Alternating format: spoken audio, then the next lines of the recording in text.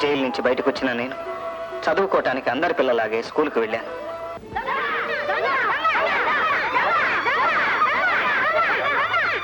కానీ నన్ను తోటి పిల్లలంతా దొంగ దొంగ అని వేలెత్తి చూపి వెలివేశారు. మమ్మల్ని పోషించే రాజయ్య తాత ప్రమాదంలో చిక్కుకున్నాడు. చూపు లేని చెల్లెల్ని, మంచం పట్టిన తాతయ్యని బతికించుకోవాల్సిన బాధ్యత నాదయింది. నమస్కారం సార్. నువ్వా? వీడిని పెట్టుకున్నా సార్. వీడు దొంగవాడు అయితాను.